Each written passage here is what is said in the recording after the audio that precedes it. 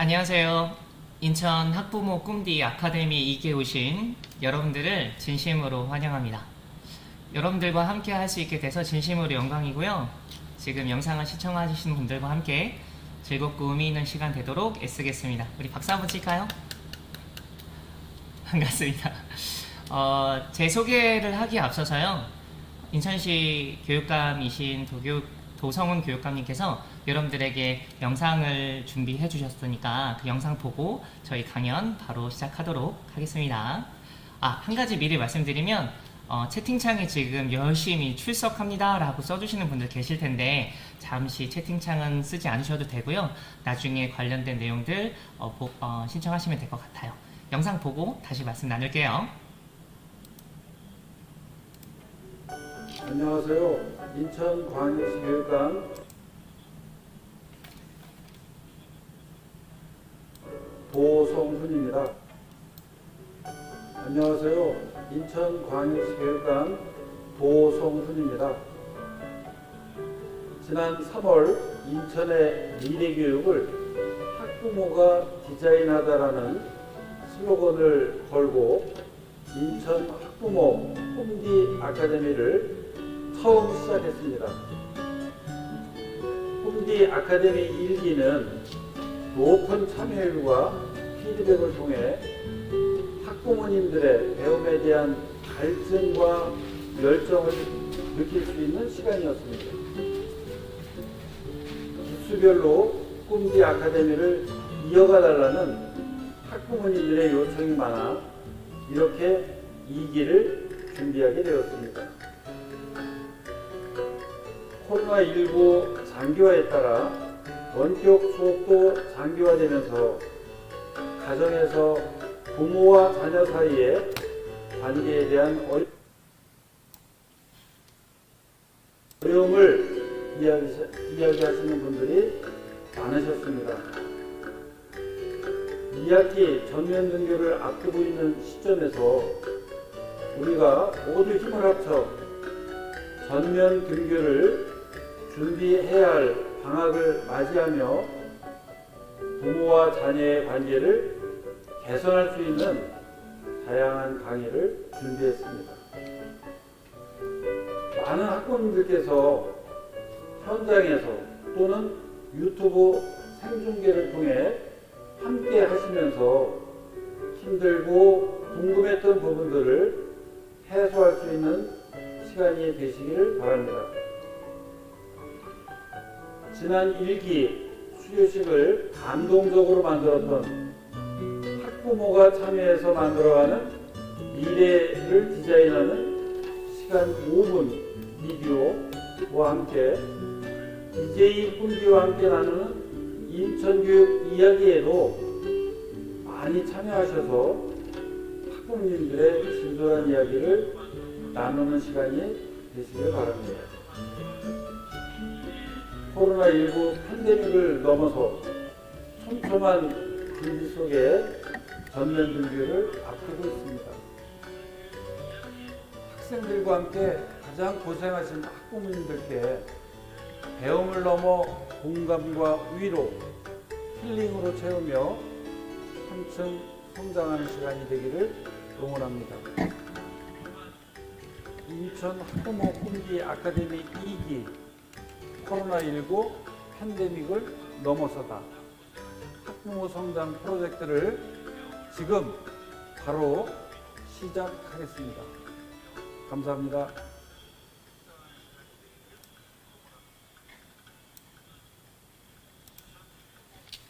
네, 여러분들 영상 잘 보셨죠?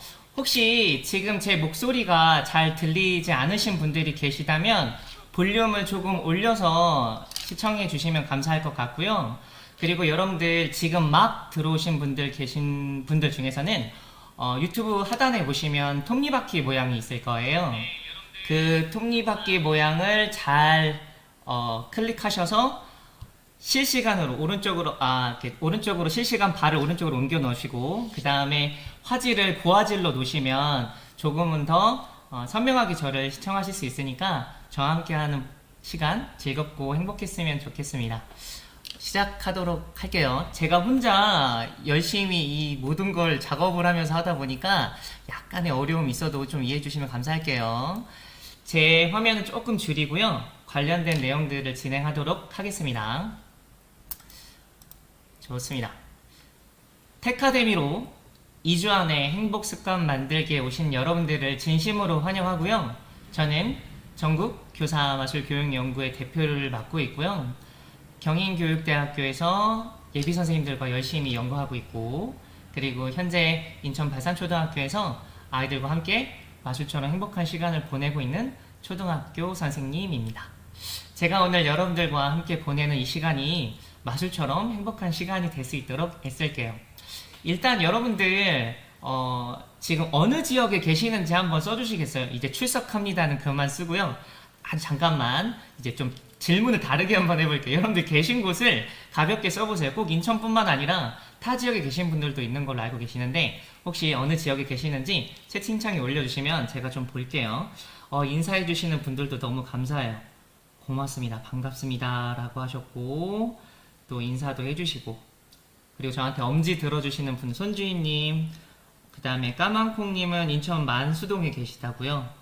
부산, 손주인님은 부산에 계시다고 하네요. 나경님은 부평구 삼산동에 계시다고 하고, 네, 반갑습니다. 이렇게 전국에서 함께 해주시는 많은 분들이 계셔서 너무너무 반갑습니다. 그럼 이제 바로 시작하도록 할게요. 여러분들이 지금 현재 코로나 시대에 마주하게 되면서 우리 아이들 어떻게 생활을 해야 되는지 많은 걱정과 고민이 있으실 거란 생각이 좀 들어요. 그래서 저와 함께 보내는 이 시간이 이런 걱정과 고민보다는 기쁨이나 설렘이 될 수 있는 시간이 될 수 있도록 제가 많이 애쓰도록 하겠습니다. 여러분들, 제가 지금 여러분들한테 안내드릴 내용들이 그래도 많은 연구학자들과 그리고 저와 함께 연구한 많은 교육학자들이 안내했던 연구 결과물을 좀 소개해드리는 거다 보니까 필기하실 거 가져오시고, 그 다음에 휴대폰으로 혹시 메모장 열어서 잘 정리해 주셨다가 아이랑 하나씩 해보시는 것도 좋을 것 같아요. 준비되셨죠? 시작하겠습니다. 첫 번째는요, 제가 장학사님에게 소개 말씀 듣기로는 저희가 사전 신청자만 3,200명이 넘으셨다고 말씀을 들었어요. 그 많은 분들에게 들었던 다양한 이야기들 중에 하나에서 제가 몇 가지를 좀 추린 다음에 강연 흐름을 좀 만들었습니다. 질문의 형태로 만들어 놨으니까 그 질문에 맞게끔 여러분들 메모도 해두시고, 제가 메모하세요 라고 하면 꼭 메모하시면서 같이 한번 들어볼게요. 첫 번째 질문은 이거였어요. 다가올 미래 우리 아이 교육 이대로 괜찮을까? 라는 질문을 참 많이 받았습니다. 여러분들 현재 지금 우리가 어떤 시대에 사는지를 먼저 조금 이해하시고 우리 아이들한테 어떻게 준비하면 좋을까라고 이해하시면 좋을 것 같아요. 이해되셨죠? 제가 한번 해볼게요. A부터 G까지. Season of Versailles. 영상을 하나 보여드릴 건데 현재 지금 이와 관련된 영상들이 지금 이뤄지고 있다는 걸 좀 아셨으면 좋겠고요. 첫 번째는 제가 미국에서 지금 현재 진행되고 있는 아마존이라는 회사가 있어요. 그 회사가 갖고 있는 지금 결제 시스템을 한번 보여드릴 건데 현재 미래가 어떻게 되는지 한번 잘 지켜봐 주세요. Season of Versailles. Season of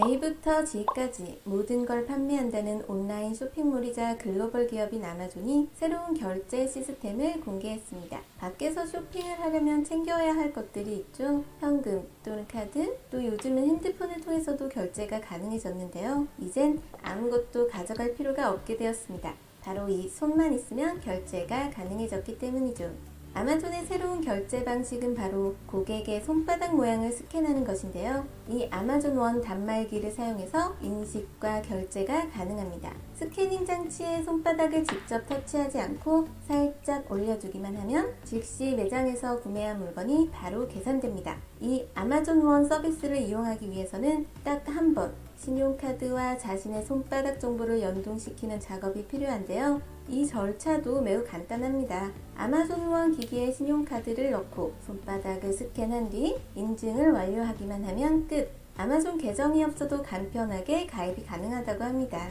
아마존은 2016년에 계산원도 대기줄도 없는 무인 매장인 아마존고를 아마존 본사 1층에 오픈해 유통업계에 충격을 가져온 적이 있었죠. 바로 카메라로 습득한 영상 정보를 학습해 자동으로 결제를 진행하는 저스트 워크아웃 기술인데요. 마켓에 입장한 후 물건을 고르고 바구니에 담으면 수많은 카메라와 센서가 고객의 행동을 감지하여 고객 스마트폰과 연동돼 결제가 자동으로 이루어지게 됩니다. 이 아마존고 매장 중 시애틀에 있는 2개의 매장에 아마존 원을 도입한 후 차차 서비스를 확대해 나갈 예정이라고 합니다.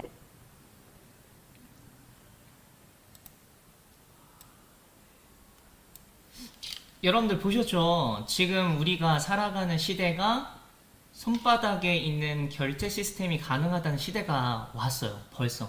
물론 이와 관련돼서 많은 걱정이나 우려도 있습니다. 왜냐면 개인의 DNA 정보 같은 경우는 개인 정보가 유출될 수 있는 위험이 있는 거기 때문이죠. 하지만 제가 지금 드리고 싶은 지점은 그게 옳고 그르다 약간 판단 기준을 설명해 드리려고 하는 게 아니라 지금 현재 우리의 기술이, 우리의 미래가 성큼 이만큼 다가왔다는 사실을 지금 여기 계신, 시청하고 계신 많은 분들에게 안내 드리고 싶었어요. 저와 같은 기술은 아마존에만 있는 게 아니라요. 지금 현재 마이크로소프트 회사에서도 이미 개발이 완료된 상태라고 저는 알고 있습니다. 정말 정말 대단하죠. 제가 지금 영상을 통해서 여러분들한테 드리고 싶은 지점은 이와 같은 영상, 이와 같은 현실, 이와 같은 미래가 우리 앞에 다가와 있는데 우리 아이들한테 그럼 무엇을 준비하면 참 좋을까라는 게 지금 가장 핵심이잖아요. 첫 번째는 바로 주변에 대한 호기심입니다. 이건 꼭 적어주세요. 어느 때부턴가 우리는 너무 빠른 변화와 너무 빠른 어떤 변화 속에서 이 변화가 너무 당연하게 엮여지는 경우가 좀 있어요. 우리 아이들에게도 사실은 여러분들 어렸을 때 생각해 보세요. 걷는 거 하나, 종이 한 장 넘기는 것 자체가 신기함과 놀라움이었잖아요. 근데 시간이 가면 갈수록 어떻게 되죠? 그 놀라움과 변화가 매일 지속되다 보니까 그 놀라움과 변화 자체도 일상이 돼버리는 상황이 돼버린 거죠. 그래서 우리 아이들이 지금 시대가 어떻게 변하고 있는지에 대한 세상에 대한 관심을 가질 수 있도록 여러분들이 함께 질문하고 함께 경험해보는 시간을 가졌으면 좋겠어요. 그런 구체적인 내용들을 제가 뒤에서 한번 안내 드리도록 할게요. 좋아요. 여러분들 영상을 보시면서 저 선생님 혼자 되게 애쓰고 있다 라는 생각을 많이 하고 계실 거예요. 좋아요. 관련된 영상들이 조금 더 있는데 그거는 제가 나중에 좀 보여드릴게요. 강연 시간이 조금 촉박할 것 같아서 제가 한번 영상은 다음에 보여드릴게요. 작년이죠. 2020년도에 여러분들 혹시 구글의 매니저인 조용민 매니저라는 분을 알고 계신지 모르겠는데 이분은 지금 현재 구글에서 근무하시고 계시는 분이세요. 근데 이분과 함께 제가 같이 4차 산업혁명 관련된 강연을 한 적이 있었는데 그분께서는 또 어떤 말씀을 좀 하셨냐면 미래에는 사람의 뇌를 업로딩하고 그 업로딩한 걸 다시 내려받을 수 있는 시대가 올 거라고 말씀하셨어요. 물론 구글의 이신 레이커즈 와이라는 이분이 먼저 말씀하신 거였는데 관련된 내용들을 같이 강연하면서 그렇다면 우리 아이들한테 무엇을 준비하면 참 좋을까요? 우리 학생들이 이런 미래 사회를 준비하는데 무엇을 준비하면 좋을까요? 라고 했는데 다양한 역량 혹은 능력을 기르기 앞서서 제일 먼저 이것을 먼저 했으면 좋겠다고 해서 그게 뭐냐면 자기 표현 능력이었어요. 뭐라고요? 자기 표현 능력. 그 자기 표현 능력에 관련된 방법을 제가 현재 저희 반 혹은 저와 같이 연구하고 있는 많은 선생님들 그리고 현장에 있는 선생님들이 어떻게 아이들을 자기 표현 능력을 기르게끔 하는지 보여드릴 건데 이건 아마 여러분들도 많이 알고 계시는 방법일 거예요. 그걸 시간이 될 때 혹은 아이들이 그런 기회가 될 때 해볼 수 있는 기회를 가졌으면 좋겠습니다. 이해되셨죠? 보이시죠? 제가 이 조용민 매니저와 함께 같이 강연했던 모습이 좋습니다. 그래서 자기소개로 글로벌 리더가 될 수 있는 방법을 알려드릴 건데 요거는 꼭 캡처해 주시면 좋을 것 같아요. 그래서 이 자기소개하는 방법, 저에 대한 이야기를 크게 4가지로 한번 해볼 겁니다. 어떻게 할 거냐면 글로 소개하는 거, 그리고 숫자로 소개하는 것, 그리고 사진과 영상으로 소개하는 방법들이 있는데 조금 서둘러서 한번 해볼게요. 왜냐면 뒤에 매우 중요한 습관 들이기와 관련된 방학생활 관련된 내용을 안내드려야 하니까 말이죠. 좋아요. 첫 번째는 제가 저와 관련된 문제를 하나 내왔는데 객관식 문제를 내왔습니다. 문제를 맞추신 분에겐 오늘 좋은 일이 벌어질 거예요.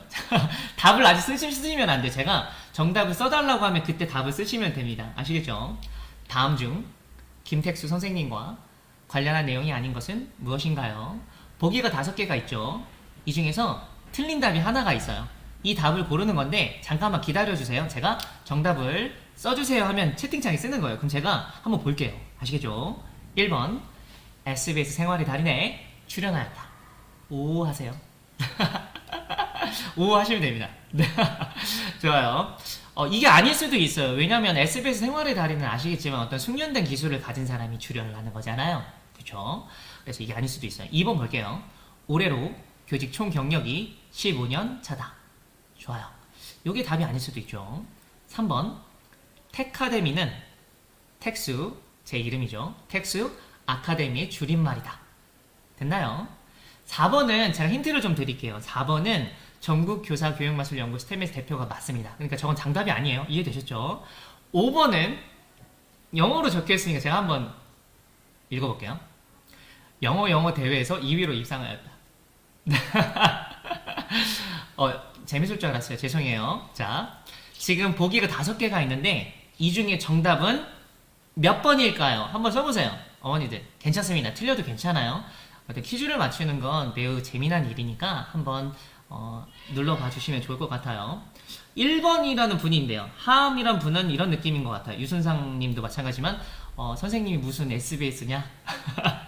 네, 그럴 수 있어요. 박제니 님은 3번이 아니다. 오, 피리님은 5번이래요. 1등 할 것 같아서 그런가? 네, 정답은 2번입니다. 와우. 나머진 다 맞아요, 어머니들. SBS 생활의 달인에 전 출연했고요. 부끄럽지만 수업의 달인으로 출연한 적이 있습니다. 3번도 맞는 말이고요. 4번도 맞습니다. 5번도 전문 프로 마술 대회에 나가서 2위에 입상을 했었어요. 2번은 왜 틀리냐면 저는 올해로 교직 총 경력이 15년 차가 아니라 19년 차입니다. 와. 내년이면 명예퇴직을 할 수 있는 나이 같아요. 이제 내후년 정도가 되면 이제 만 20세가 되니까, 그러니까 만 20년이 되니까 정말 대단하죠. 시간이 참 많이 흐른 것 같습니다. 그렇게 안 보이나요? 아니라고 대박이라고 막 써주시는 분들이 계셔가지고 고맙습니다. 여러분들 제가 지금 이 첫 번째 글로 소개하는 방법에 제 정보들이 지금 담겨져 있잖아요. 그래서 여러분들이 좀 집중해서 봐주고 계시죠? 이게 바로 글로 소개하는 방법입니다. 이해되셨나요? 좋습니다. 그 다음엔 제가 숫자로 한번 소개를 해드릴 거예요. 숫자로 3가지 숫자를 보여드릴 건데 이 숫자는 제가 질문을 드리지 않고 제가 어떤 의미를 담고 있는지 한번 설명해 드릴게요. 21. 이걸 딱 보자마자 여러분들은 무엇이 생각날지 잘 모르겠어요. 하지만 제가 설명해 드리고 있는 20은 저와 관련된 숫자인데 저는 마술을 시작하면서 연도가 21년이 됐어요. 벌써. 그러니까 과거에서부터 지금까지 마술을 좋아하고 마술을 하게 된 지 21년이 됐고요. 그 과정에서 교육마술이라는 걸 만들어서 현장에 있는 아이들과 즐겁게 행복한 수업을 하고 있습니다. 그리고 19는 앞서 말씀드렸던 제 교직 경력도 맞지만 사실 저는 가족이 19명이에요. 저는 형제가 되게 많이 있다 보니까 그 형제의 조카들과 그리고 저희 아버지 어머니들 가족들 다 합치면 19명이나 되네요. 그리고 마지막 이 8은 혹시 뭔지 아시겠어요? 질문하지 않는다고 하면서 해버렸네요. 네, 이 8은 현재 저와 함께 제가 가르쳤던 초등학교 학생들이 있을 거잖아요. 그 학생들 중에 동료 교사가 8명이 있어요. 대단하죠. 지금 경인교육대학교와 서울교육대학교에 한 명씩 더 지금 학교를 다니고 있다 보니까 이 두 친구가 나중에 임용고시를 보게 된다면 저와 또다시 이 8명 안에 포함이 되겠네요. 이렇게 지금 이 숫자들은요. 과거나 현재, 미래를 뜻하기도 하고요. 저와 관련된 의미를 담고 있는 숫자이다 보니까 상대방으로 하여금 호기심이나 관심을 갖게 하는 매우 좋은 매개예요. 이해되셨나요? 여러분들의 자녀가 비록 어리더라도 그 어린 기간 안에 자기가 의미 있어 하고 자기가 관심 있어 하는 숫자가 있을 수 있으니 그걸 기록할 수 있게끔 해주는 것도 매우 좋은 방법입니다. 이해되셨죠? 좋아요. 이제 사진으로 소개를 한번 해볼 건데 조금만 서둘러서 한번 해볼게요. 여러분도 혹시 더 네임이라는 가수를 혹시 아시나요? 이 가수를 안다면 나이가 많으시는 거예요. 농담입니다. 지금 저는 마술을 하다 보니까 좀 특별한 경험을 했는데, 여러분들 저 빨간 드레스를 입으신 분이 누구냐면 전도연 씨고요. 그리고 그 전도연 씨 오른쪽에 있는 분은, 그 선글라스를 끼고 있는 분은 중국에서 매우 유명하신 중국 배우신데, 캘리포니아 드림이나 무간도에 출연했던 양조위 씨예요. 그리고 또 왼쪽에, 맨 왼쪽에 또 선글라스를 머리를 세우고 있는 저 검은색 정장을 입고 있는 분은 유승범 씨입니다. 원아이드 잭에 출연했던 분이기도 하죠. 형제가 또 영화 감독이기도 합니다.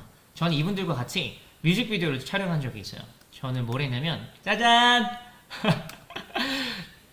저 화면에 있는 저 동그라미에 있는 분이 접니다.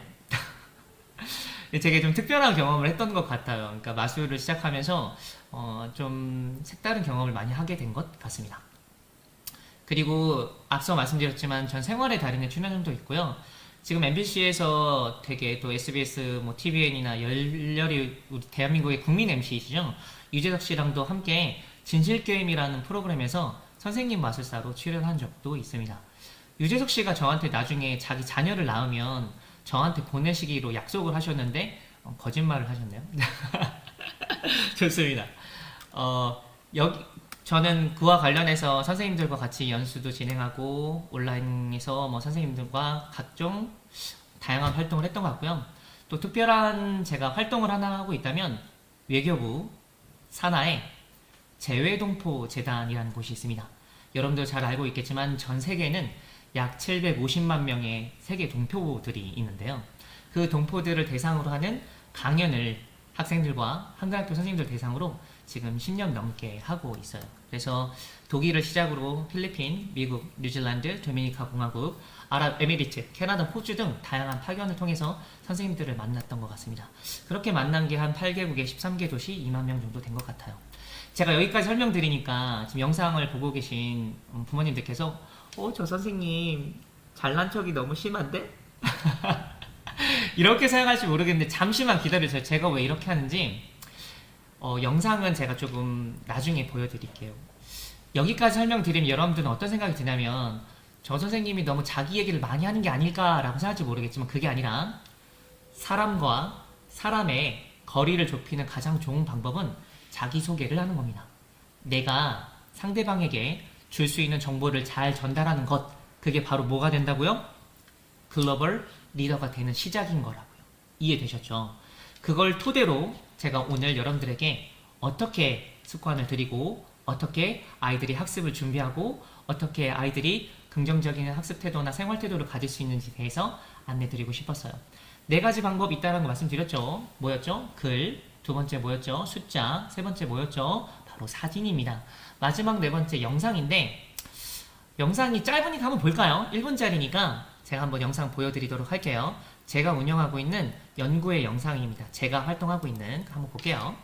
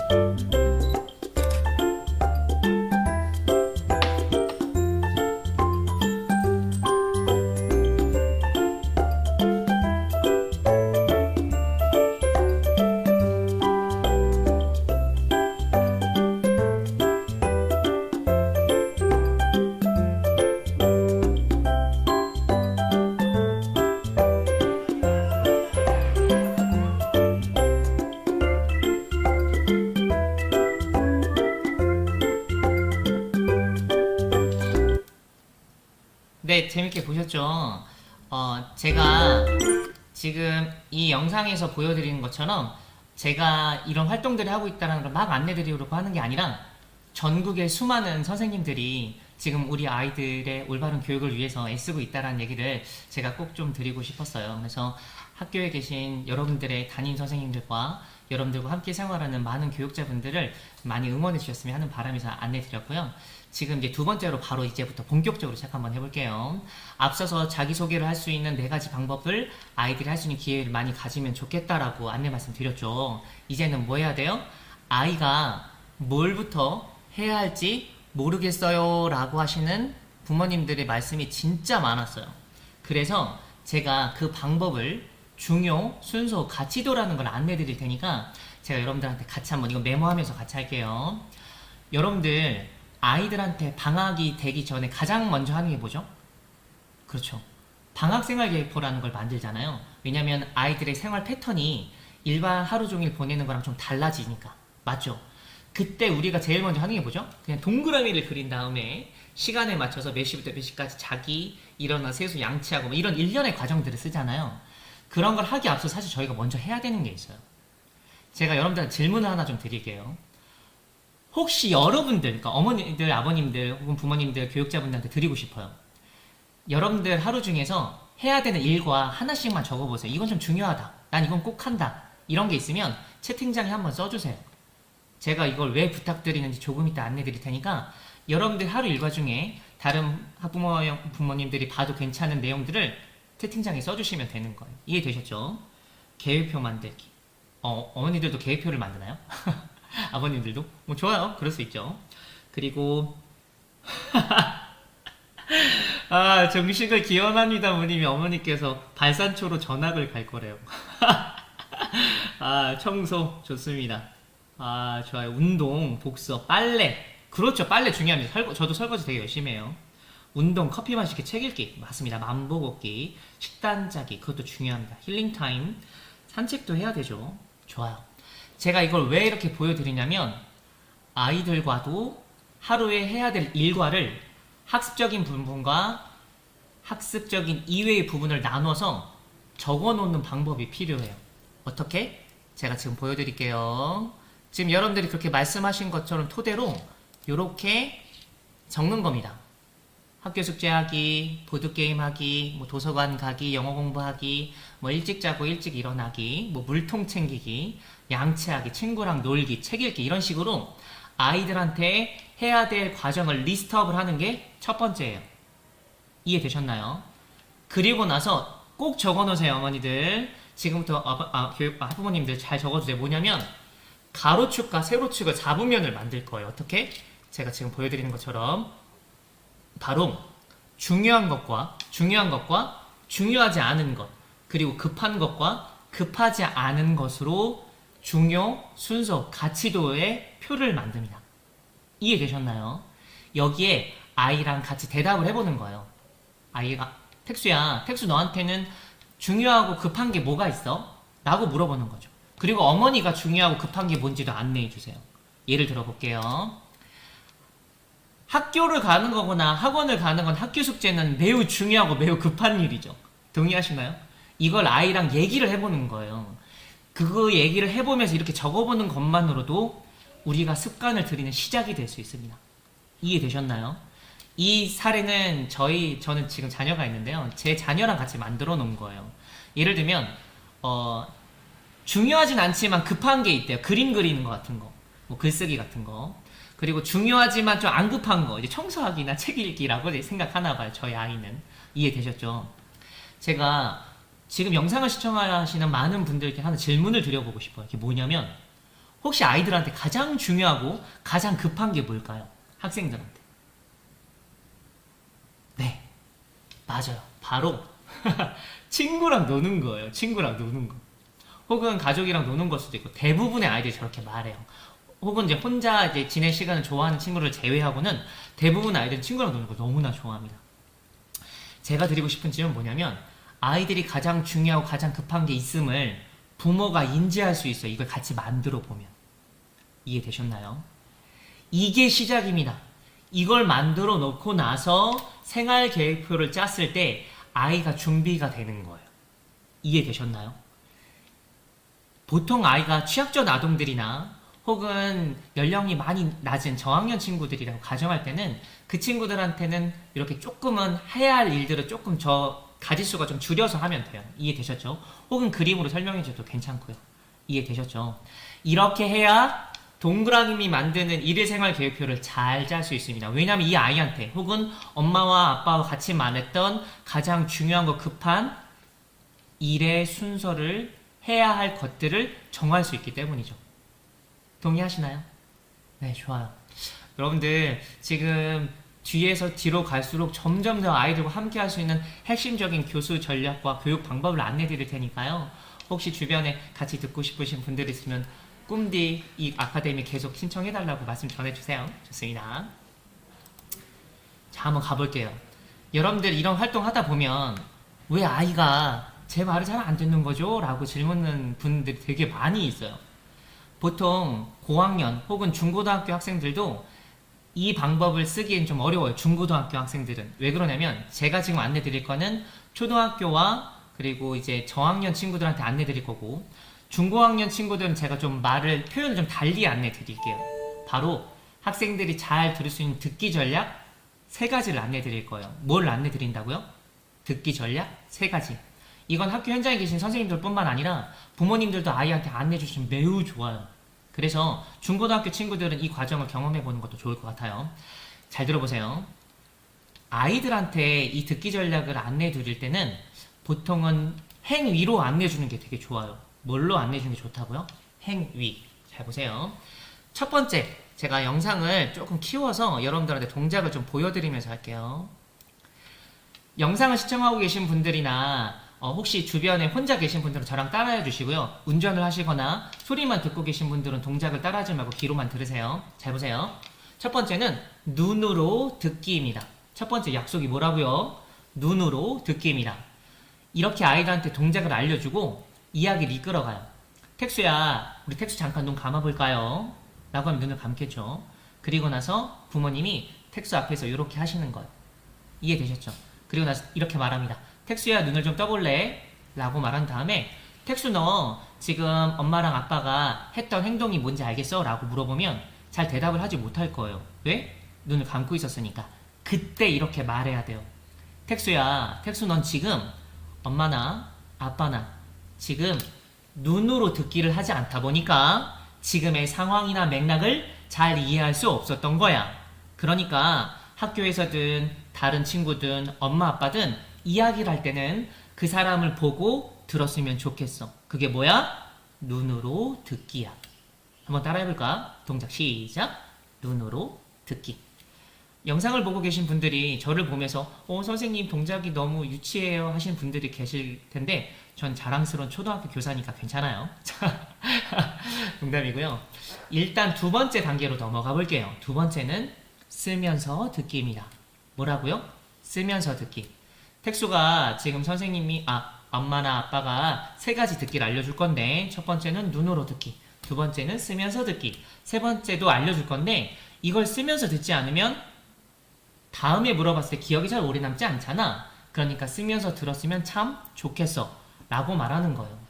영상을 보고 있는 학부형님들께서는 이런 생각이 들 거예요. 선생님, 근데 제 자녀가 아직 글자를 쓰질 못해요. 아직 조금 많이 어려요 라고 하시는 분들이 계실 수 있잖아요. 그런 친구들한테는 이렇게 말해주는 거예요. 택수야, 엄마랑 아빠가 지금 여기에 중요하다고 말하는 게 하나 있어. 그러면 그 그림 밑에다가 밑줄을 치거나 동그라미를 그리거나 별 모양을 그리는 것도 매우 좋은 방법이야. 알겠죠? 라고 말하는 거예요. 이해되셨죠? 영상을 보고 있는 분한테 제가 늘 말씀드리는 게 있는데요. 저는 아이들이 못한다고 생각하지 않습니다.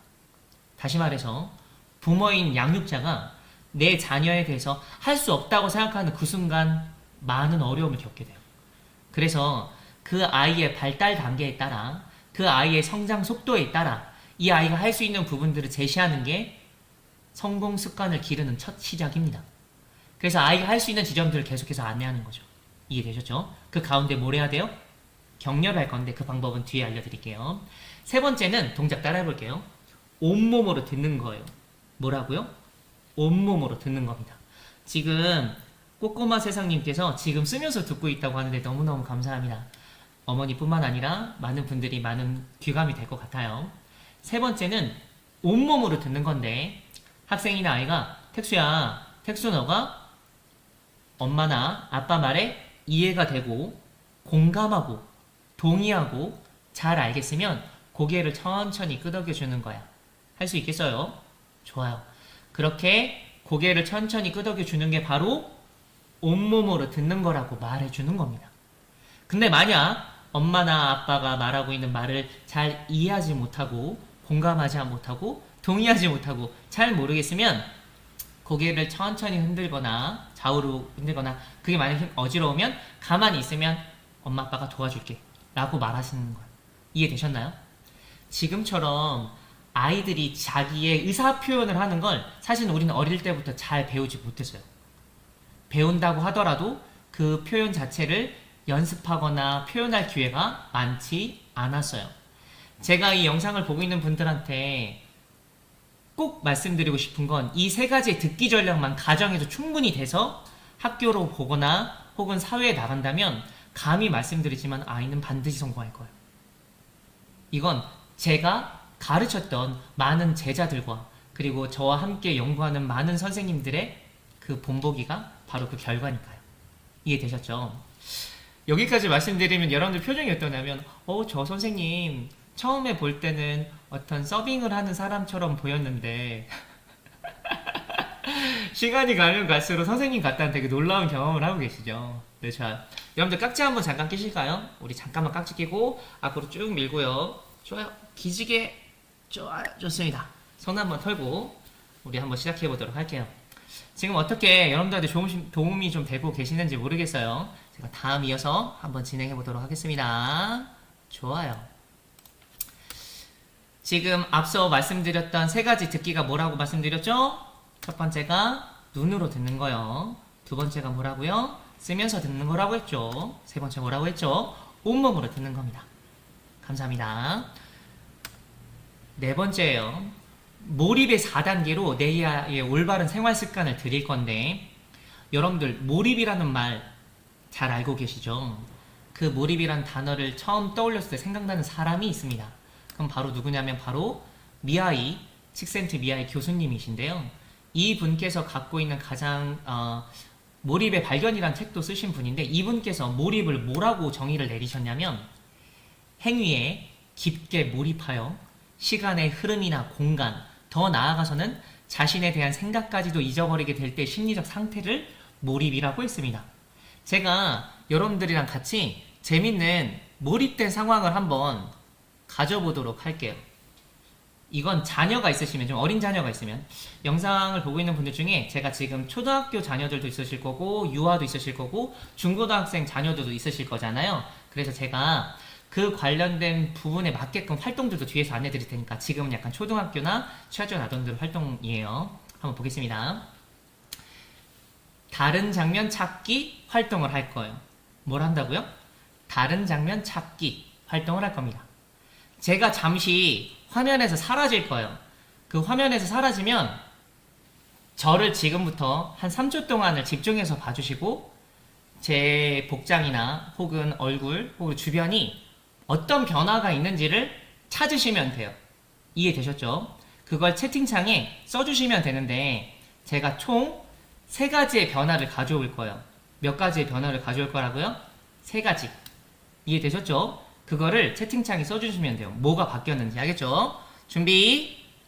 하나, 둘, 셋. 딴딴딴딴딴딴. 딴딴딴딴딴. 괜찮습니다. 저 초등학교 교사니까요. 딴딴딴딴딴딴. 딴딴딴딴딴. 됐습니다. 초등학교 선생님들이 이렇게 힘들어요. 되겠죠? 됐습니다. 지금 저를 보시고 이 관련된 3가지를 채팅창에 써주시면 돼요.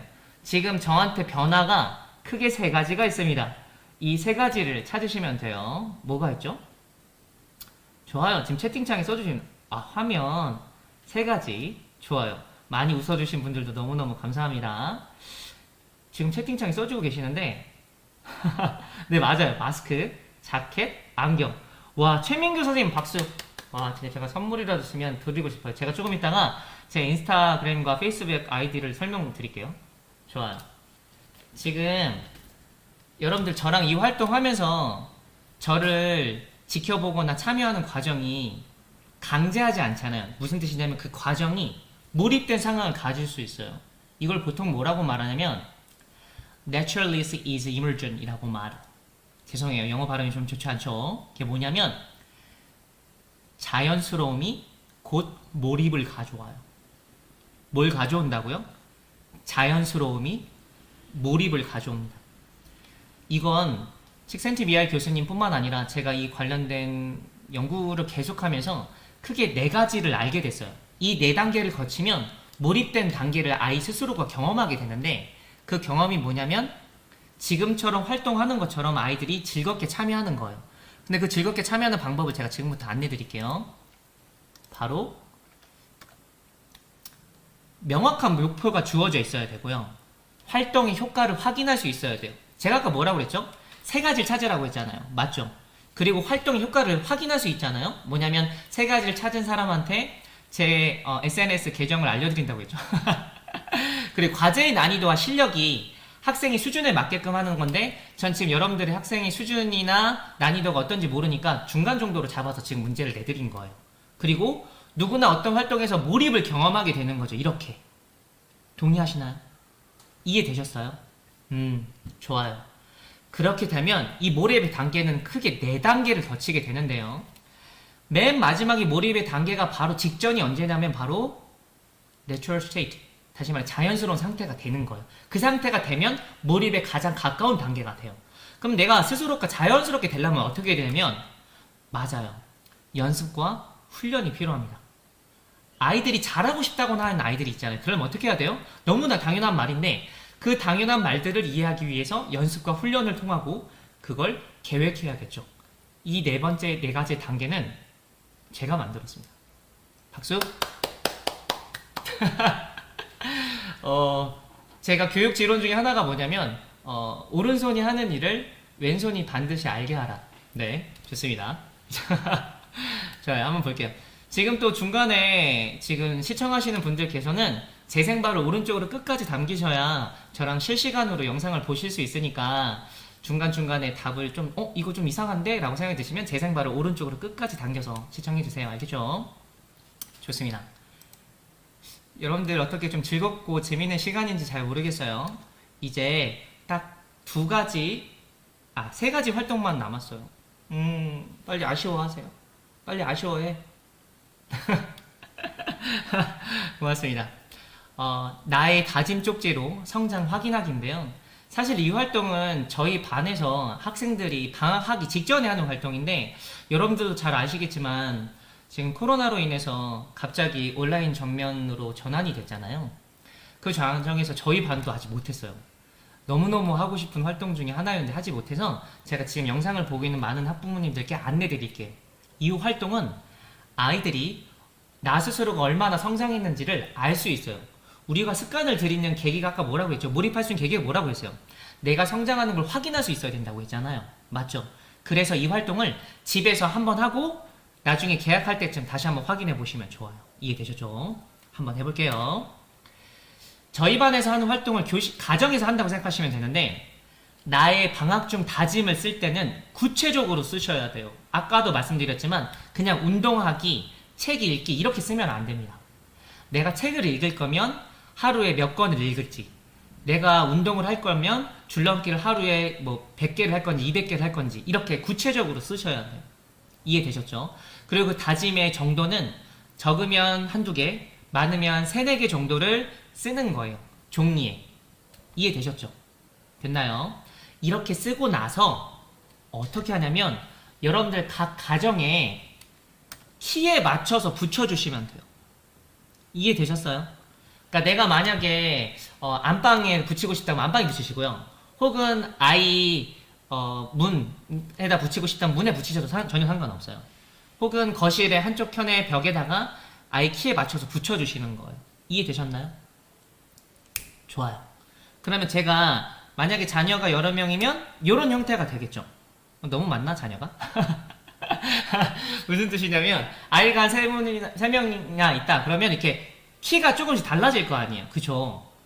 그리고 나서 한 달 뒤에 아이가 어떻게 성장했는지를 확인하는 거예요. 진짜 별거 아닌데 중요한 핵심 포인트는 뭐냐면요. 확인하는 겁니다. 아이가 방학 동안에 그렇게 잘 보냈는지를 확인하는 거예요. 여기서 한 가지 팁을 좀 드리고 싶은 게 있는데요. 부모님들 중에 이러신 분들이 있어요. 김택수 선생님, 저희 아이가 키가 사실 조금 잘 안 자라요. 그러면 어떻게 해야 되나요? 이렇게 여쭤보시는 분들이 있거든요. 이건 좀 살짝 팁인데 0.5cm 정도 작게 재세요. 한 달 뒤면 아이가 크지 않을 수가 없어요. 네. 보상에 관련된 것도 제가 조금 뒤에 안내 말씀을 드릴 건데 당연하죠. 이게 한 달 정도 아이가 충분히 잘했다면 충분히 외적 강화를 하면 좋은데 제가 그러니까 다시 말해서 외적 보상은 뒤에 어떻게 하는지 좀 자세히 설명을 드릴게요. 아이가 원하는 걸 성취했을 때 부모가 해주는 것도 매우 좋은 동기 유발 전략 중에 하나니까 괜찮아요. 이해되셨죠? 그러면 제가 키를 조금만 작게 재야지 너무 티나게 막 1cm, 2cm 크게 재면 안 되고요. 한 0.5cm 정도만 작게 재주는 거예요. 키를 잴 때. 이해되셨죠? 그러면 아이가 반드시 커 있겠죠. 물론 여러분들 중에 선생님 그거 너무 거짓말하는 거 아니에요? 라고 하시는 분들이 계실 텐데 0.3cm 정도나 5cm 정도는 계속 좀 작게 재주셔도 아이가 그 성장하는 과정을 확인하는데 단순히 키가 커지는 게 포인트가 있는 게 아니에요. 뭐냐면 택수 너가 지금 이렇게 키가 성장했던 것처럼 방학 중간에 열심히 책도 읽고 방학 과제도 읽고 관련된 학습지도 열심히 풀었기 때문에 이런 성장도 눈에 볼 수 있었던 것 같아 라고 같이 말해 주셔야 돼요. 우리는 그리고 우리 아이들은 내가 어떻게 성장하고 내가 어떻게 잘하고 있는지를 사실 잘 몰라요.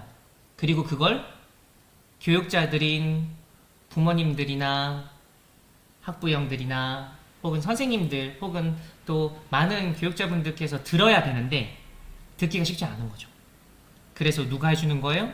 우리가 그런 기회를 함께 해주면 참 좋겠다는 거죠. 중학생 아이들 같은 경우에는 중1이나 중2 정도라면 저는 괜찮다고 생각해요. 그러니까 사실 중학교나 고등학교가 해도 되냐 안 되냐고 여쭤보시는 분들은 전 약간 학생이 이런 걸 유치하냐 유치하지 않느냐라고 물어보는 거랑 좀 비슷한데 제가 아까 계속해서 유치하다라는 표현을 쓰지만 저한테 유치하다는 단어는 어떤 느낌이냐면 세상에 유치한 건 없어요. 단지 유치한 사람만 있을 뿐이지. 이해가 되시나요? 저는 어떤 대상을 마주할 때 이게 뭐야 하찮잖아 귀찮잖아 유치하잖아 이렇게 생각하지 않게끔 아이들이 성장했으면 좋겠어요. 그런 긍정적인 생각이 아이를 올바르게 성장하게 하는 밑바탕이 될 테니까 말이죠. 좋아요. 넘어갈게요. 우리 아이들이 지금처럼 자발적으로 행동하고 긍정적인 경험을 토대서 올바른 생각을 가질 수 있으면 참 좋겠죠. 이제 여러분들 많이 기다리셨어요. 아이들한테 습관을 아까 말씀드렸던 것처럼 중요 가치 순서들을 만들고 생활기표까지 만들었어요. 그 중에서 습관을 들일 수 있는 가장 좋은 방법 하나 제가 안내 드릴게요. 제가 이제 내후년이면 명예퇴직을 할 수 있다고 말씀드렸잖아요. 그러면 그 기간 동안 저한테 대한민국을 넘어 전 지금 해외 강연도 많이 다니다 보니까 전 세계적으로 단 하나의 교육적 문제를 찾으라고 한다면 일단 저는 무조건 문해력의 어려움이에요. 기초학력의 어려움. 동의하시죠? 여러분들 지금 이런 급변하고 있는 코로나 시대 팬데믹 상황에서 우리 아이들에 대한 학업 성취도가 많이 낮아지고 있는 걱정이나 두려움이 지금 사실 많으시잖아요. 동의하시죠? 그런 과정에서도 잘하는 친구들은 되게 잘하고 부족한 친구들은 계속해서 부족해지고 있어요. 그 이유가 뭐죠? 그 갭이 점점 벌어진 이유. 그건 지속적으로 교육자들이 혹은 학부모들의 관심과 사랑을 받는 그 시간들이 점점 줄어들기 때문에 그래요. 동의하시죠? 왜냐면 우리는 직장을 다녀야 되니까. 어머니들도 일터에 나가셔야 되니까, 아버님들도. 그 과정 안에서 아이들은 계속해서 학업에 대한 어려움이 계속 생기고 있으니까. 맞나요? 그 일련의 방법을 감히 이 활동을 통해서 아이가 올바른 습관만 들여진다면 많은 상당 부분 해결할 수 있다라고 저는 좀 확신하고 있는데요. 시작할게요. 2020년도에 국가수준 학업 성취도 평가를 지금 중고등학교 학생들을 대상으로 시험을 본 적이 있어요. 그때 중3이나 고2 같은 경우에는 각 주지교과에서 82%, 75%로 고등학교 2학년은 77%에서 69%로 계속해서 낮아지고 있고요. 2020년도 또 중학교 하위권 학생들이 있잖아요. 그 친구들의 하위권의 범위는 국어, 수학, 영어를 막론하고 전부 다 지금 상향되고 있어요. 이게 무슨 뜻이냐면 비록 팬데믹뿐만 아니라 사실 연구 결과를 찬찬히 살펴보면 팬데믹 때문이 아니에요. 사실 아이들의 기초학력 미달은 계속해서 증가하고 있어요. 이건 왜 그러냐면 우리가 지금 아이들이 지켜야 될 그 무언가를 놓치고 있다는 걸 반증하는 거잖아요. 그걸 해결할 수 있는 방법을 감히 한번 이야기해 보도록 하겠습니다. 피사라는 여러분들 잘 알고 계시겠지만 학생들의 국제학생 평가라는 곳이 있어요. 읽기, 수학, 과학 분야에서 무엇을 알고 있는지 3년마다 실시하는 건데 여기서 원래는 이제 전 세계적으로 달성된 학습 결과를 공유하는 기관입니다. 원래는 올해 2021년도에 실시되어야 하지만 코로나 때문에 2022년으로 연기됐다고 해요. 여기서 그 선진국들만 따로 뽑아서 디지털 정보 파악 능력이라는 걸 실시한 적이 있어요. 그때 우리나라가 거의 꼴찌를 차지했어요. 무슨 뜻이냐면 어떤 피싱이라는 단어 있잖아요. 낚는다. 다시 말해서 잘못된 정보를 통해서 나의 정보가 유출되는 그런 과정들을 피싱이라고 말하는데 거기에 대한 내용을 문해력을 찾아보는 아이들을 판별을 했던 거죠. 거기서 우리 한국의 학생들이 많이 저조했던 거예요. 이런 상황들을 보다 보니까 점점 아이들은 수업 시간에 물음표가 더 많은 시간을 갖게 되는 거죠. 좋아요. 제가 그래서 저희 아이들과 관련했던 내용들을 보여드릴게요. 저희 제자들이 보통 이제 졸업을 하고 나면 저한테 어디를 진학했는지 저한테 이렇게 안내하는 경우가 있어요. 뭐 국제고등학교에 갔어요. 선생님 미추홀 외고 갔어요. 선생님 진상과고 갔어요. 물론 이런 고등학교를 선전하려고 하는 게 절대로 아닌 거 알고 계시죠? 이 친구는 또 조기 졸업을 해서 성균관대 공대 갔다고 이렇게 연락도 주고 해요. 제가 드리고 싶은 이야기는 이 아이들이 지금 이 단어 통장을 통해서 어떻게 성장했는지를 좀 보여드리고 싶어요. 이해되셨나요? 문해력이라는 건요, 문자를 읽고 쓸 수 있는 능력이라는 걸 여러분들 너무나 잘 알고 있을 거예요.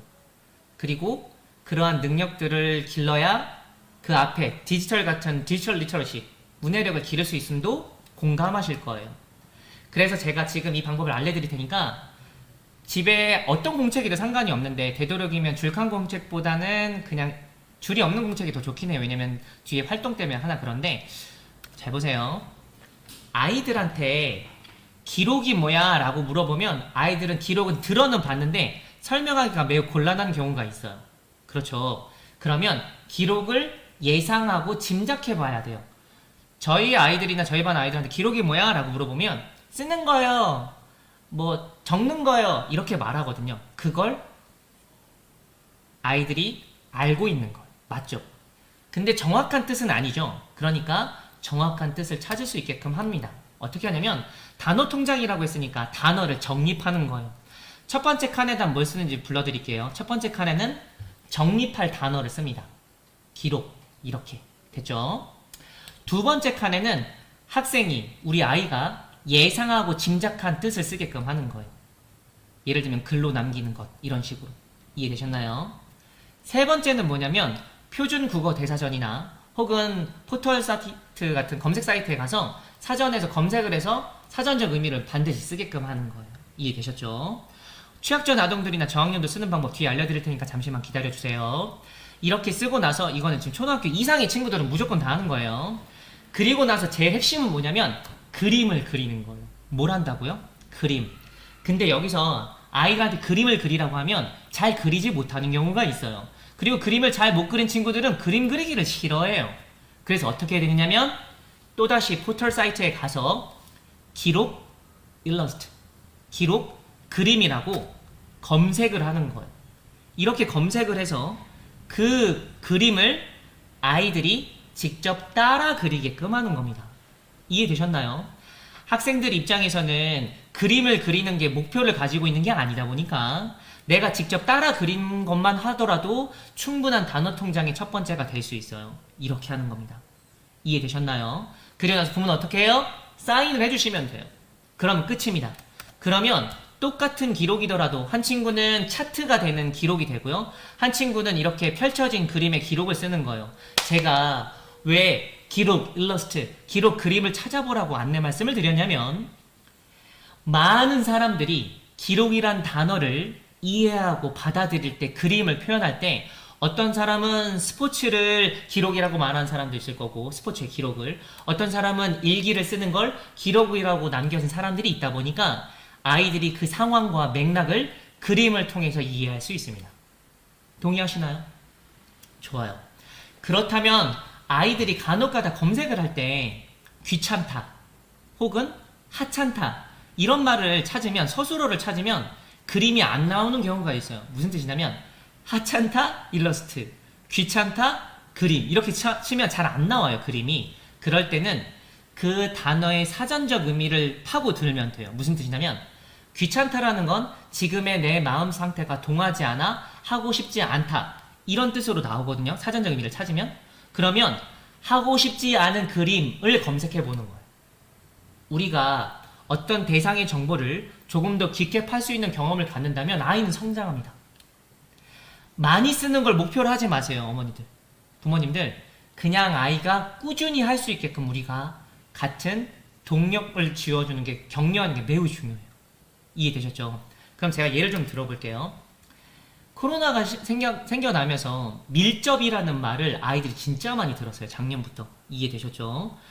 가까이 접촉하는 것이라고 학생이 생각을 하는 거예요. 그런데 사전 의미 찾아보면 어떻게 됐어요? 썩 가깝게 맞닿아 있거나 관계나 연관성이 크다라고 찾아 썼잖아요. 그럼 밑에 그림을 대략적으로 그리는 거예요. 이해되셨죠? 그리고 오른쪽 상단에는 어떻게 해요? 부모가 사인만 해줍니다. 날짜를 써주고 사인만 해주시면 이게 끝이에요. 이게 어렵다고 하면 하지 마세요, 그냥. 농담이에요. 본인 농담이에요. 제가 지금 장난치는 거 알고 계시죠? 지금 여러분들한테 드리고 싶은 건 뭐냐면, 단어를 부모랑 같이 정해서 해도 괜찮고요. 혹은 아이가 쓰고 싶은 걸 나눠서 적으면 좋아요. 그래서 일주일에 많으면 4개 정도, 적으면 2개 정도 꾸준히 하는 걸 권해드려요. 사실 더 하고 싶은 친구들은 더 하고 싶다고 할 거예요. 이거는 아이의 연령대에 따라서 안내 드리는 거예요. 고학년 친구들은 이게 어떻게 응용되는지 뒤에 설명을 해드릴게요. 제가 되게 너무너무 감사했던 사례가 하나 있는데, 뭐냐면 뭐 전율은 뭐 이렇게 몸에서 일어나는 일종의 진동인데, 그림을 그릴 때 너무 맛있어서 몸에 전율이 온다. 이건 지금 아이가 직접 그 상황의 맥락에 맞게끔 그림을 쓰는 거예요. 이해되셨죠? 근데 예를 들면 뭐 간편도 되게 재밌어요. 뭐 쉽다, 편하다 했더니 밀키트가 있어 편리하네. 이렇게 아이가 그 상황을 이해하는 거죠. 이거는 저희 이제 자녀가 써준 건데, 소중이란 단어가 뭐야? 라고 물어봤더니 잘 모르겠대요. 그러면서 이제 그냥 아끼고 배려하는 거 아니야? 라고 그럼 써볼까? 그래서 썼어요. 그리고 나서 사전적 의미를 찾아보니까 지니고 있는 가치나 의미가 중요하여 매우 귀하다 라고 사실 사전적 의미를 찾아 쓰고, 그림에 뭐라고 썼냐면 이제 저희 자녀가 아빠는 소중하다 이렇게 쓴 거예요. 그래서 너무 감동이었어요. 그래서 이걸 보자마자 저는 그래서 용돈을 줘야겠다 라고 생각을 좀 했던 것 같습니다. 좋아요. 넘어갈게요. 사실은 이와 같은 이제 공책을 이용해서 쓰셔도 되는데, 보강이다 그러면 이제 그림을 쓰게끔 하고요. 혹은 외출이다 그러면 이제 이렇게 바깥으로 나가는 거라는 거죠.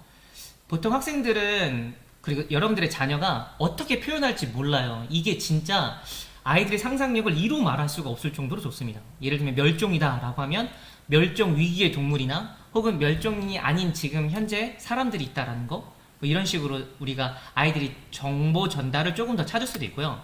저희 반 학생들 같은 경우는 감정을 쓰는 경우에 표현을 이렇게 쓰기도 하고, 혹은 이렇게 시각장애인일 때는 그림도 그려보고요. 어린이, 여러분들이 어린이니까 어린이 한번 설명해 볼까요? 저희 반 아이들한테, 그리고 많은 교육자들이 말하잖아요. 아는 걸 설명했을 때까지의 지능을 우리는 메타인지라고 말해요. 우리가 정보를 지식화하고 인지화하는 건 사실 여기까지잖아요. 근데 그걸 설명하고 안내하는 것까지가 우리가 제대로 된 극궁의 알미라고 말하죠. 그 과정을 아이들이 훨씬 더 잘할 수가 있어요. 이 단어 통장을 통해서. 예를 들어 볼게요. 되게 재밌는 사례 중에 하나는 천생연분, 이제 저희 반 아이가 쓰라고 했더니 아주 잘 맞는 사이라고 하면서 하늘에서 정해진 연분을 이렇게 그림을 저렇게 그렸는데 너무 귀여웠던 거예요. 네. 제가 여러분들한테 한 가지 좀 드리고 싶은 또 팁이 있는데, 그러니까 보상 관련된 거. 이건 여러분들 중에 혹시 포도송이 혹시 기억하세요? 포도송이? 그러니까 뭐 이렇게 우리 어렸을 때 이렇게 잘했다고 스티커 붙여줬던 거 혹시 기억하세요? 이게 기억이 나면 나이가 많은 거야. 농담입니다. 농담이에요. 지금 그거 같은 방법은 이제 아이가 어떤 행위나 혹은 언어적으로 되게 잘했을 때 혹은 긍정적 결과를 가져왔거나 격려하고 싶을 때 우리가 이렇게 붙여주잖아요. 교육자들이 혹은 부모님들이. 근데 그건 1단계예요. 외적 강화를 하는. 제가 여러분들한테 드리고 싶은 건 강화라는 게 있습니다. 교육학 용어 중에 강화라는 게 있는데 내적 강화와 외적 강화로 나눠져요. 강화라 하면 학습자가 동기를 가지고 긍정적으로 참여할 수 있는 동력을 더 일으키는 행위들을 내적 강화라고 부르는데 그 강화가 나 스스로 내적 스스로로 일으켜지는 걸 내적 강화 혹은 외적으로 영향에 의해서 하는 걸 외적 강화라고 하는데 내적 강화는 이런 거예요. 엄마, 아빠, 세상에서 공부가 제일 재밌었어요 라고 말하는 게 훌륭한 친구들이 있잖아요. 진짜 몇 안 되는 그 친구들은 내적 강화가 엄청나게 강한 친구들이에요. 내적 동기가 그 친구들한테 넌 지금 잘하고 있어, 너무 훌륭한 친구야, 지금부터 더 잘할 수 있으니까 우리 한번 애써볼까? 그 과정을 칭찬하면서. 이해되셨죠? 그렇다면 외적 강화는 뭐냐면 지금처럼 스티커를 붙여주는 건데 외적 강화도 단계가 좀 있어요. 부모님들 1단계는 교사가 혹은 부모님이 그냥 해주는 것. 2단계는 뭐냐면 아이가 그 과정을 확인하는 거예요. 내가 어느 정도 성장했는지를. 지금 앞에서부터 지금까지 여러분들이 저를 봤을 때 한 가지 공통점을 찾으실 거예요. 저의 교육 과정과 교육 철학의 하나는요, 아이의 성장을 아이가 확인하게끔 하는 거예요. 이게 쉽지 않습니다.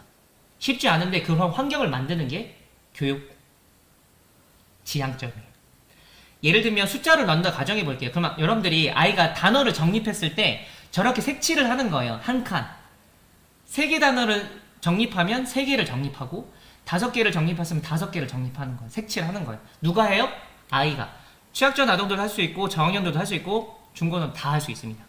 고학년도, 초등학생들도. 이해되셨죠? 근데 잘 보시면 3단계가 있어요. 이거 다의 3단계가 뭐냐면 보세요.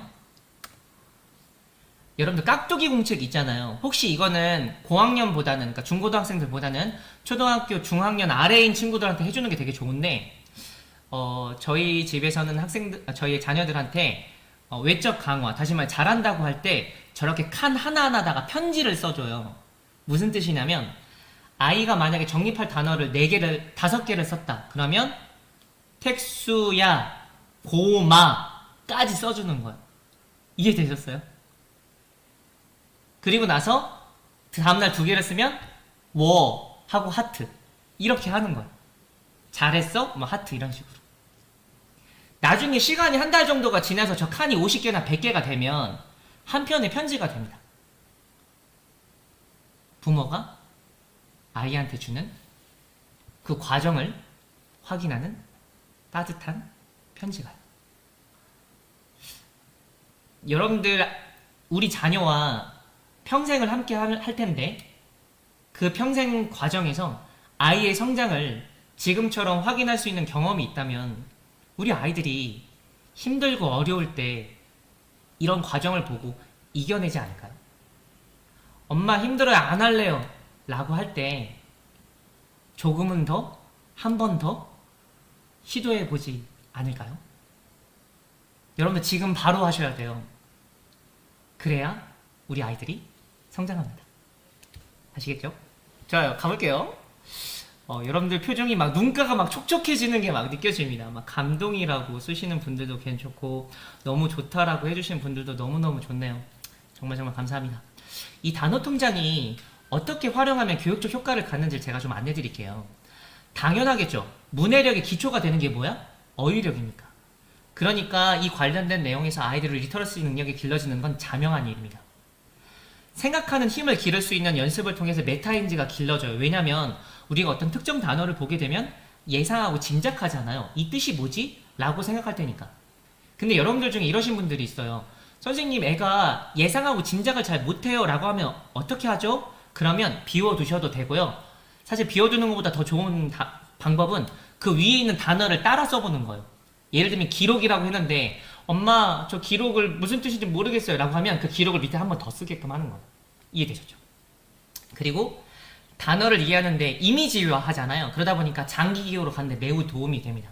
이와 관련된 교수학습 방법이나 전략은 많은 비주얼 싱킹 하시는 분들이 공감하실 거예요. 마지막 네 번째는 언어학습이나 글쓰기 능력 향상의 기초 토대가 됩니다. 그럴 수밖에 없죠. 왜냐면 지금 저희가 쓴 게 뭐예요? 단어 통장이잖아요. 그러다 보니까 그 단어를 대출을 받습니다. 이해되셨나요? 내가 쓰여있는 단어들을 가지고 와서 시쓰기를 한번 해보거나 방학 과제 중에 일기 쓰는 게 있잖아요. 그러면 내가 썼던 단어 통장 안에서 단어를 뽑은 다음에 일기를 쓰는 거예요. 대출 받아서. 와, 대출 받아서 글쓰기 숙제가 있잖아요. 과제가 있잖아요. 그 단어 대출 받아서 글씨를 쓰는 거예요. 와우, 대단하죠. 그 글쓰기 쓸 때 아이들이 머뭇거릴까요? 잘 쓸까요? 잘 쓸 확률이 훨씬 높아요. 왜냐하면 그 해당 단어에 대한 정보가 확실하기 때문에. 그래서 내가 썼던 단어 통장을 옆에 두고 나서 글쓰기를 시작하는 거예요. 그래야 아이들이 성장합니다. 제가 이 활동 방법을 저희 자녀들, 학생들, 그리고 주변 가르쳤던 학생들 하고 나서 중고등학교 학생들은 이걸 업그레이딩해서 어떻게 하냐면 역사 관련된 단어만 따로 모아서 단어 통장, 화학이나 과학 기호들만 따로 모아서 단어 통장, 이렇게 만들어서 학습한 친구들을 봤어요. 이게 좀 농담이 아니라 이건 진짜 팩트인데 나중에 이거 캡처를 못해서 못 보여드리는데, 임용고시나 고시 준비하시는 분들도 이렇게 단어 통장 준비해서 하시더라고요. 대단하지 않나요? 이렇게 단권화하는 거예요. 나만의 표준 국어 대사전을 만드는 거죠. 저만 소름이 돋나요? 좋아요, 감사합니다. 자, 이제 여러분들 딱 2개 남았어요. 죄송해요. 좋습니다. 천천히 한번 해볼게요. 이거 꼭 캡처해 두세요, 어머니들, 부모님들. 여러분들은 지금부터 연관학습의 기적을 경험하는 거예요. 연관학습의 기적이라는 건 뭐냐면, 연습은 습관이 되고 좋은 습관은 좋은 학습 태도가 된다. 감사합니다. 여러분들의 자녀가 그렇게 습관을 가져야 우리가 소위 말하는 태도가 되는 거예요. 그 사람의 삶이 되는 거고요. 그 사람을 반증하게 되는 거고요. 그 사람의 반증되는 게 바로 맨 앞에 말씀드렸던 글로벌 리더가 되는 자기소개를 지금처럼 할 수 있는 거예요. 이해되셨죠? 넘어갈게요.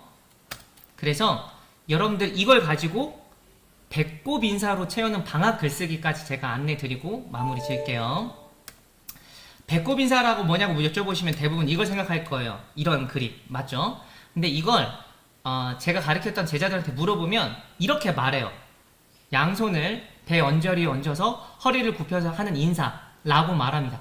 저도 거침없이 말하는데 저희 제자들이나 학생들이 이렇게 말한다는 걸 상상해 보세요. 되게 소름 돋지 않으세요? 그건 바로 단어 통장의 힘입니다. 원래 이런 게 배꼽 인사인데, 배꼽 인사를 드리고 싶은 게 아니라 배꼽 인사를 통해서 말을 좀 제가 단어들을 따온 건데요. 배경, 인물, 사건, 이걸 배꼽 인사라고 제가 만들었어요. 전략을. 의사소통 전략을 말하기 쓰기에 향상시키기 위한 전략입니다. 교과서에 나와 있는 내용들을 제가 다른 방법을 구체적으로 좀 안내해 드리기도 할 거예요. 아시겠죠? 다음 거는 제가 영상을 하나 보여드릴 건데, 제가 아까 마술을 했다고 했잖아요. 그래서 저희 자녀들, 지금 저희 자녀들은 이제 초등학교 고학년이에요. 이제 조만간 이제 최고학년도 될 텐데, 그 아이들이 어렸을 때 저랑 같이 마술 공연을 한 적이 있어요. 그 영상을 제가 보여드릴 테니까 재밌게 보시고, 한 가지 부탁이 있다면 마술을 즐겁게 봐주시는 거, 그거 이상입니다. 준비되셨죠? 시작해볼게요. 그러니까 완전 기대되는데.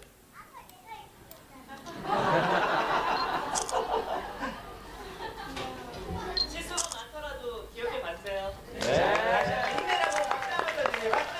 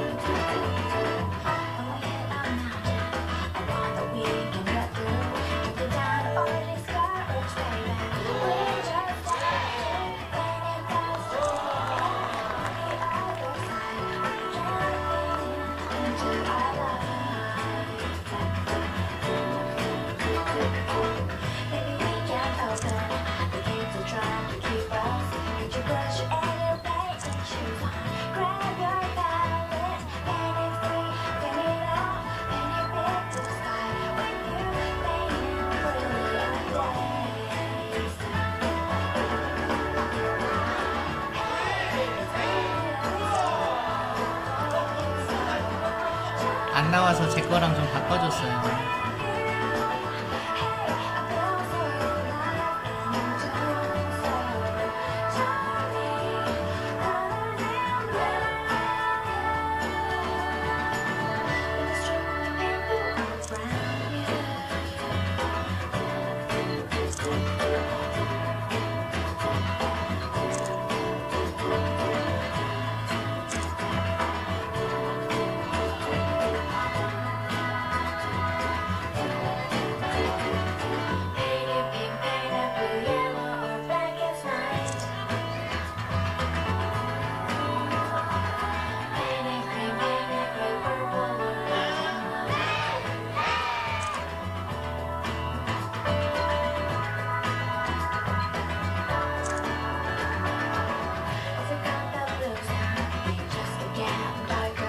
보여줄까?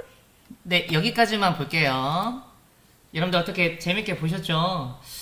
저한테 마술한 순간 중에 가장 행복한 순간이 언제냐고 물어보면 바로 저 순간이거든요. 그래서 저걸 가지고 이제 저희 아이들이 이제 글쓰기를 좀 시작하는데요. 어떻게 하냐면 지금 보시는 것처럼 배경인물 사건을 가지고 쓰는 거예요. 그래서 보시면 5살 때 무슨 땡땡 복지관 무대 위다. 그리고 인물은 아빠랑 쌍둥이랑 사회자 관객들이 있었다. 그리고 사건이 있었죠. 이야기죠. 어린이집에 학교에서 마술 공연을 했다라고 이제 아이가 이렇게 써요. 됐나요? 그리고 나서 글을 쓰는데 나는 5살 때 어린이집에 다녔다. 해마다 학예회 공연을 했었는데 아빠가 마술 공연을 함께 해보자고 하셨다. 그래서 아빠랑 땡땡이랑 같이 열심히 연습을 했다. 공연 마지막에 사탕이 나오면 사람들에게 던져주기로 했는데 나도 사탕이 너무 먹고 싶어서 안 던지고 그냥 나왔다. 아빠랑 땡땡이랑 같이 마술 공연을 해서 정말 재밌었다. 어떠세요? 지금 아이들한테 글쓰기를 할 때 가장 중요한 걸 먼저 말씀드릴게요. 엄마, 아빠 뭘 써야 될지 모르겠어요 라고 하면 지금 바로 잠시 산책을 다녀오세요. 그리고 나서 주변에 집 근처가 뭐가 있었는지, 그리고 주변에서 어떤 친구들을 만났는지, 무엇을 갔다 왔는지, 무엇을 보았는지 이렇게 하셔야 돼요. 그와 같은 경험이 있어야 아이들이 잘할 수 있습니다. 단순히 아이들한테 글 쓰라고 하면 부모님들도 어렵잖아요. 그래서 경험이 매우 중요해요. 코로나 시대로 인해서 많은 학부모님들이 아이들과 경험을 하지 못하는 게 매우 아쉽고 안타까울 따름입니다. 그래서 제가 준비한 건 사진이에요. 그래서 여러분들이 준비한 사진을 가지고 부모님들은 옆에서 아이들한테 이걸 좀 써주세요. 뭘 써주면 되냐면 이거 캡처해주세요. 이거 캡처해주셔서 택수야 이거 언제라고 생각해? 장소가 어디였지? 누가 보여? 그리고 뭐하고 있어? 그리고 어떤 느낌이 들지? 왜 그렇게 생각해? 라고 옆에다가 써주세요. 그리고 나서 아이가 글을 저기 질문에 답을 쓰게끔 한 다음에 글쓰기 시작하는 거예요. 그래야 잘 쓸 수 있어요. 이해되셨나요? 그냥 쓰라고 하면 안 됩니다. 이거 꼭 캡처하세요. 여러분들 휴대폰에 사진 많이 찍어놨잖아요. 그걸 먼저 보여줘요. 아이랑 경험한 것 중에. 그리고 나서 저 질문에 대한 답을 먼저 써보고 그 다음에 문장을 가져다 놓는 연습을 하는 거예요. 그래야 아이들이 글쓰기가 어렵지 않아요. 왜냐면 글금이나 글 재료들이 나한테 직접적으로 해야 뭐가 일어난다고 했어요? Naturalist is emergent. 자연스러워야 몰입이 되니까 내가 했던 거나 경험들이 있어야 아이들이 경험하고 참여하고 열심히 하죠.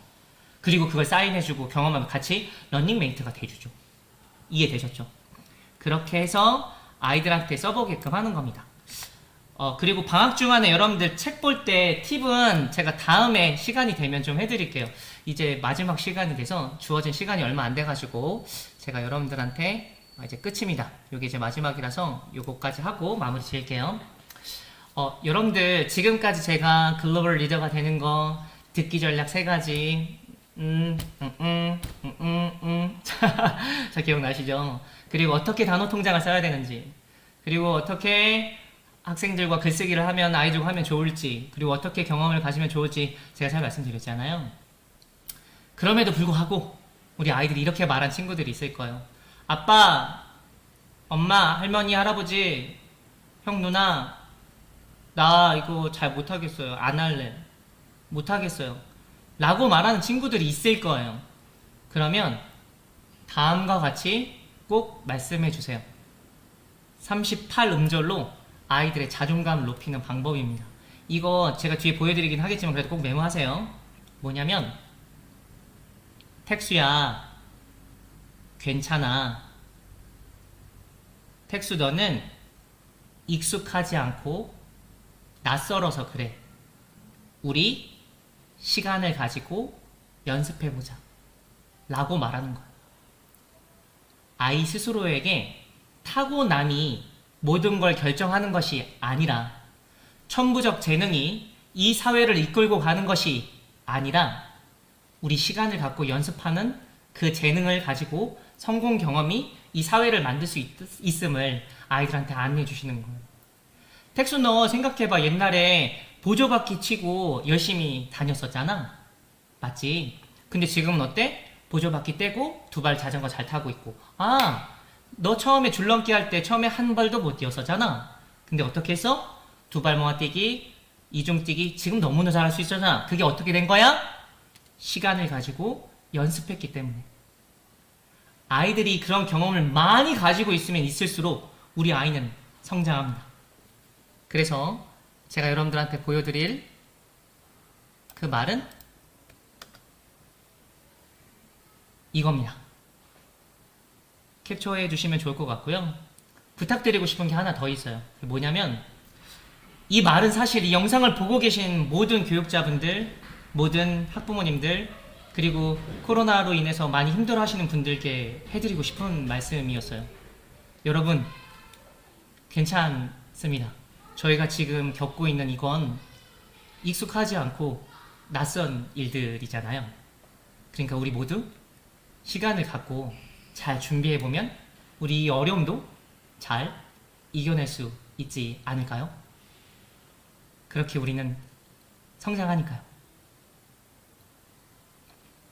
꼭 여러분들한테 해드리고 싶었던 말씀이고요. 네, 막 눈물 난다고 막 해주셨던 분들한테도 너무너무 감사합니다. 네, 긴 시간 함께 해주셔서 진짜 너무너무 감사드리고요. 제가 재밌는 마법 같은 얘기 또 하나 해드릴까요? 그게 뭐냐면 여러분들 제가 지금 방송을 끄기를 딱 누르잖아요. 그 순간 놀랍게도 아무것도 기억나지 않아요. 와우, 우와, 이것만 기억나지 하나도 기억나지 않을 수 있어요. 그래서 제가 저희 그 교수학습 자료 관련된 것들이나 또 안내사항 조금만 해드리고 저 보내드릴게요. 허버트 스펜서라는 분 이렇게 말했어요. 교육의 위대한 목표는 알미 아니라 행동이라고.